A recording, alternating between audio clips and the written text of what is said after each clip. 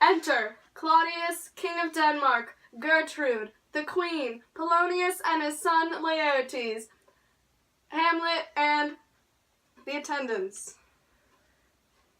Though yet of Hamlet our dear brother's death, the memory be green, and that is us befitted, to bear our hearts in grief, and our whole kingdom is sad, with mirth and funeral, and with dirge and marriage. Now follows that you know, young Fortinbras, he hath not failed to pester us with message.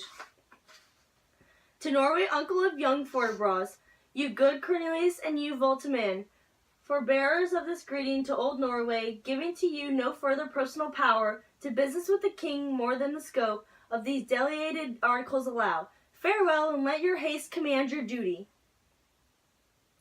And now, Laertes, what's the news with you? You told us of some suit. What is, Laertes? You cannot speak of reason to the Dane, and lose your voice. What wilt thou beg, Laertes?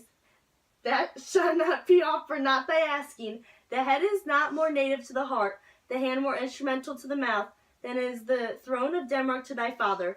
What wilt thou have, Laertes?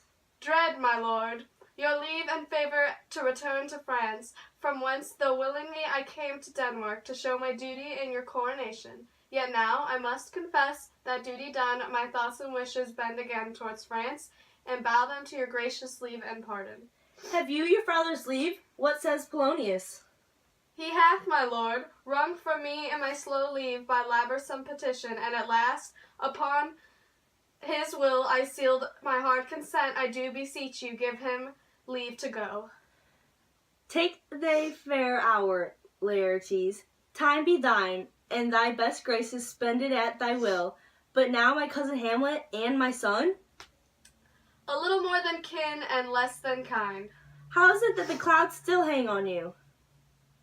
Not so, my lord, I am too much the sun.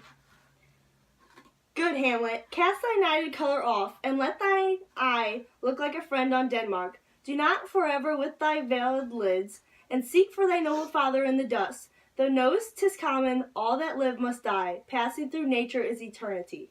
Aye, madam, it is too common. If it be, why seem so particular with thee? Seems, madam, nigh it is, I know not seems. 'Tis not alone my inky cloak, good mother, nor customary suits of solemn black, nor windy suspirations of forced breath, no, nor the fruitful river in the eye, nor the dejected behavior of the visage, together with all forms, modes, shows of grief, that we can denote me truly. These indeed seem, for they are actions that a man might play, but I have that within which patheth show, these but the trappings and the suits of woe. 'Tis sweet and commendable in your nature, Hamlet, to give these mourning duties to your father, but you must know your father lost a father, that father lost his. In obstinate condolement is a course of inbonous stubbornness to an unmanly grief. It shows a will most correct to heaven. Why should we in our peevish opposition take it to heart? Fie, 'tis a fault to heaven, a fault against the death, a fault to nature, her reason most admert, whose common theme is death of fathers. This unprevailing woe, and think of us as a father, for let the world take note. You are the most immediate to our throne, and with no less nobility of love than that which dearest father bears his son, do I impart toward you, for your intent in going back to school in Wittenberg. It is most retrograde to our desire, and we beseech you, bend you to remain here in the cheer and comfort in our eye, our chiefest courtier cousin and our son. Let not thy mother lose her prayers, Hamlet. I pray thee, stay with us, not go to Wittenberg. I shall in all my best obey you, madam. Why, 'tis a loving and fair reply, be as ourself in Denmark. Madam, come. This gentle and enforced accord to Hamlet sits smiling in my heart, in grace whereof no just health that Denmark drinks today, but the great cannons the clouds shall tell, and the king's ruse the heavens shall brood again, re-speaking earthly thunder, come away. Exit all except Hamlet.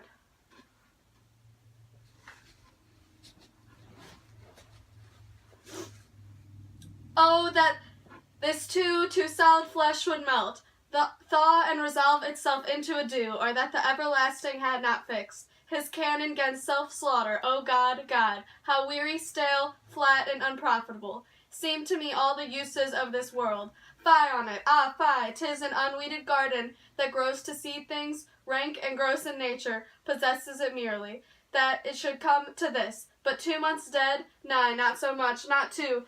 So excellent king that was to this. High Persian to a satire, so loving to my mother that he might not beteem the winds of heaven. Visit her face too roughly, heaven and earth. Must I remember why she would hang on him, and if increase of appetite had grown, but what it fed on, and yet within a month. Let me not on it, frailty, thy name is a woman, a little month on ere those shoes were old, with which she followed my poor father's body, like Niobe, all tears, why she, even she, O God, a beast, that once discourse of reason, would have mourned longer, married with mine uncle, my father's brother, but no more like a father than I to Hercules, within a month, ere yet the salt of most unrighteous tears had left the flushing in her galled eyes. She married, oh, most wicked speed, to post with such dexterity to incestuous sheets. It is not, nor it cannot come to good, but break my heart, for I must hold my tongue. Enter Horatio, Marcellus, and Bernardo. Hail to your lordship.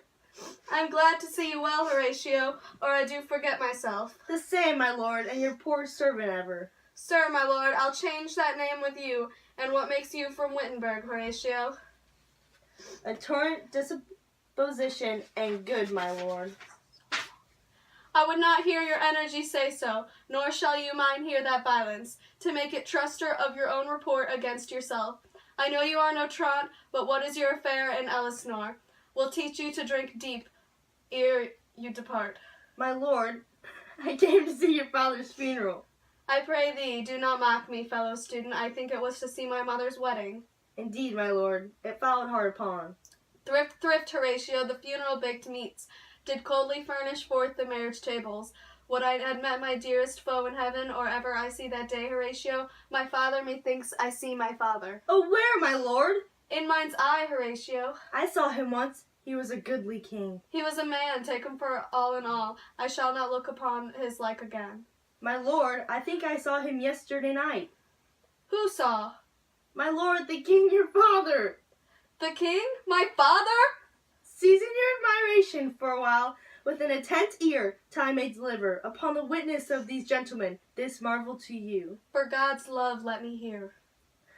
2 nights together had these gentlemen, Marcellus and Bernardo, on their watch, and the dead vast in the middle of the night, been thus encountered a figure like your father, armed at point exactly, appears before them, and with solemn march goes slow and stately by them, thrice they walked.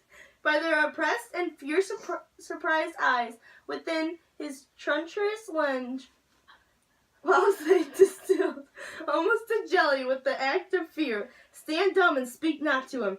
This to me, in dreadly secrecy apart they did, and I with them the 3rd night kept the watch, whereas they had delivered both in time, form of the thing, each word made true and good. The appreciation comes, I knew your father, these hands are not more like. But where was this? Did you not speak to it? My lord, I did, but answer made it none. Yet once, methought, it lifted up its head, and it did address itself to motion, like as it would speak. But even the morning cock crew loud, and at the sound it shrunk in haste away, and vanished from our sight. 'Tis very strange. As I do live, my honored lord, 'tis true, and we did think it right down in our duty to let you know of it. What looked he frowningly? A countenance more in sorrow than anger. Pale or red? Nay, very pale. And fixed his eyes upon you? Most constantly. I would I had been there. It would have much amazed you. Very like. Stayed it long? Not when I saw it.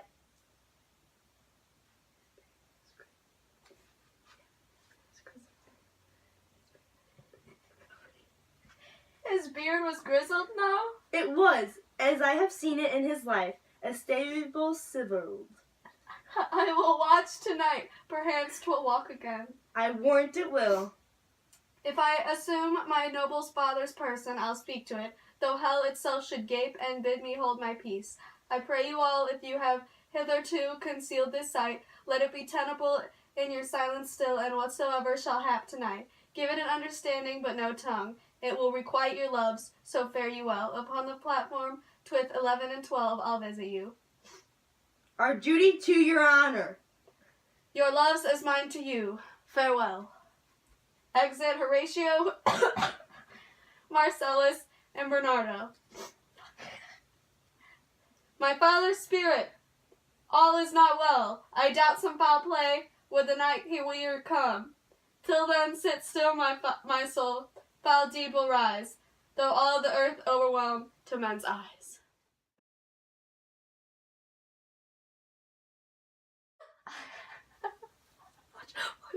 Like this. Have waiters. Big waiters. Overwhelm to men's eyes. See. Yeah! Yay! Waiters.